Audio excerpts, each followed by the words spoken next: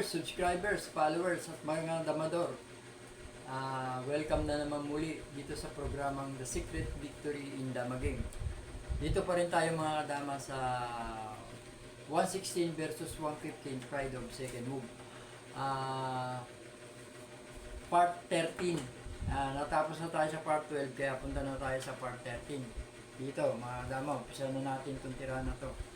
116, 115, 313, 1514 nag-real, 1613, 314, 61, 51, 116, 95, 51, 54, 11, 6 at saka ayan nag 115. So ito ang itinira ngayon. 13-16 tayo, pinakain natin dito 14-2 kumain dito sa 7-3 kumain tayo ng 8-14 tsaka tumira ng 12-7 kumain tayo ng 4-14 at sumayang ng 7-2. Ang ginawa natin dyan 14-15. Pag kumain dito, isusubo natin dito. Yan ha. Pag kumain naman dito, susubo tayo doon. Sige, ituloy na natin to. Yan.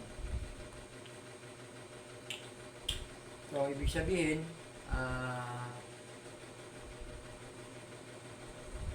5-1, 6-2, 14-3 ang posibleng itira niya.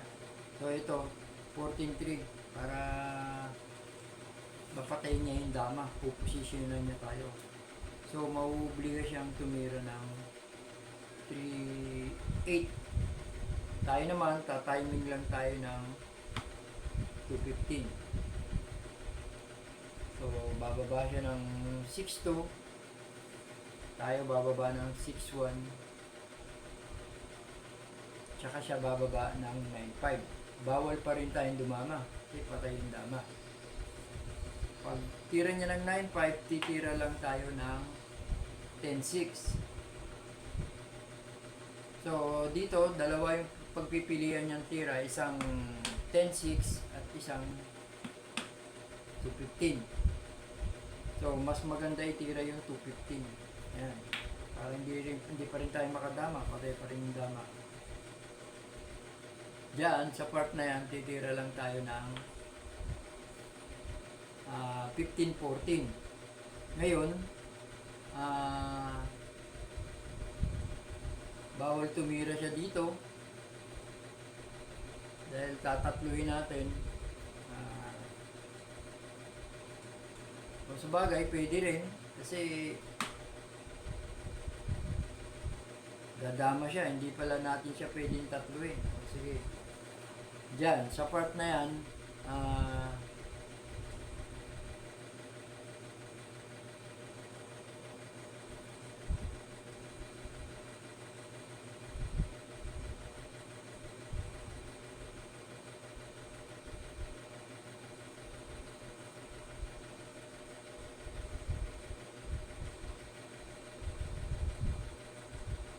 pwede tayong mag 116.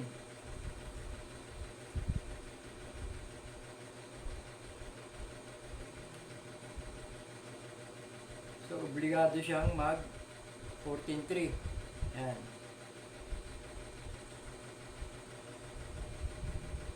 14-3 niya, tira lang tayo ng 14-3 din.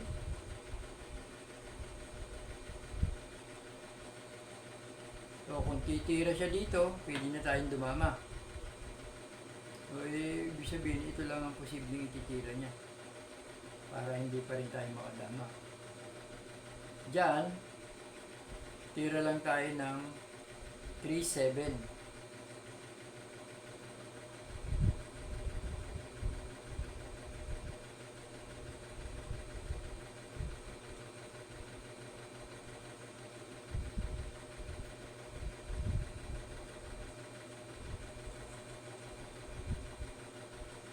So, ito ang posibleng ititira niya.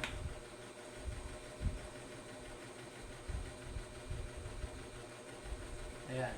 Kasi, ang habol niya rito, makadama.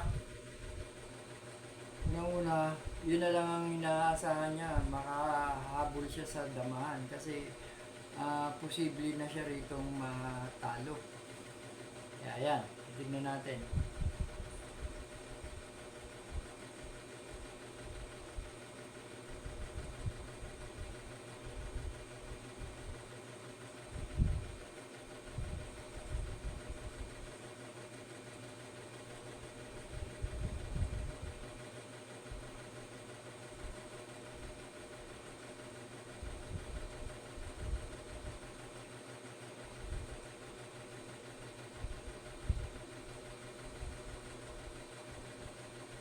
Dama muna tayo sa 11.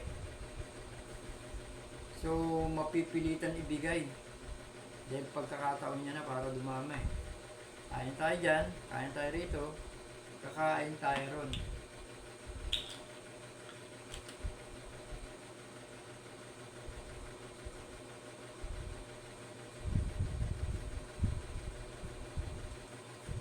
So, pwede niya nang patayin yung dama.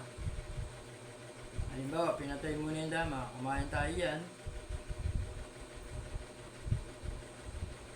Kumain siya rito. So, tayo naman, dadama na.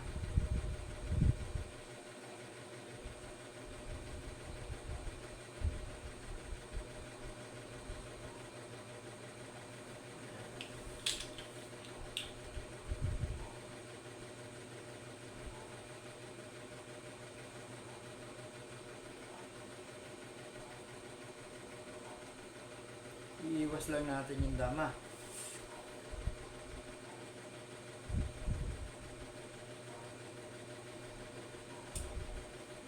So, gagano na naman siya.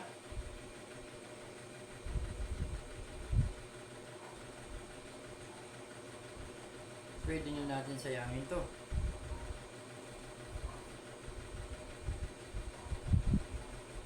So, kung gagano siya, dito ang kain natin.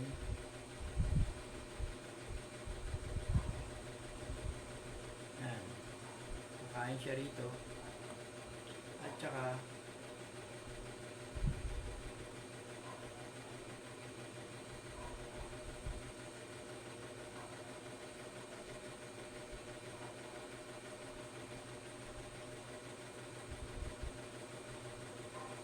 babalik lang tayo ron.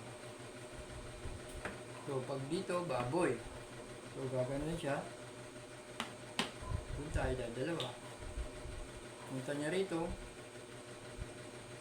Wala na. Kahit dumama siya, talo na. So, mga kadama, ito na yung part 13 na tirahan na pabor na sa second move. Meron na naman tayo ditong victory sa tirahan na to sa 116 versus 115 part 13. Kaya mga kadama, mas marami pa tayong gagaan ng tira dito. Kaya antabay lang kayo at bumabad lang kayo rito sa panonood ng programa na to at makikita nyo yung kabuuan na tira dito laban sa 116 versus 115. Kaya sa susunod na pagkakataon, kita-kita tayo uli. See you soon.